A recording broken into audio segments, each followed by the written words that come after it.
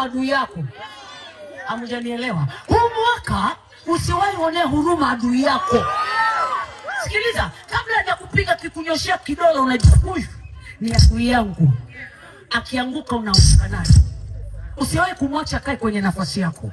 Hata saa moja jifunze kung'ang'ania nafasi Mungu aliyokupa. Kama Mungu amekupa duka kubwa zuri, ng'ang'ana usitoke hapo.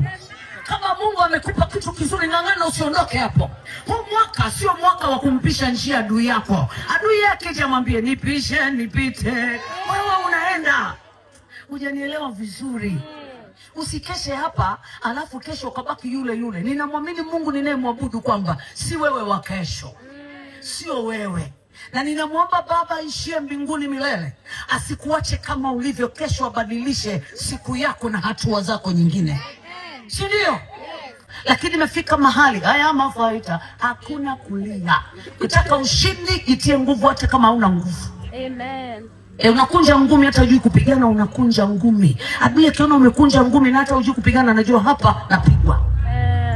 Jifunze maneno magumu yakusaidie. Lakini Bwana kufanyia mlango uliofunguliwa mbele yako. Wala siwe kwa mtu yoyote wa kufunga. Nakwambia ng'ang'ana na mwenye funguo. Using'ang'ane na wanaong'ang'ana na kufungua milango. Ng'ang'ana na mwenye mlango wake.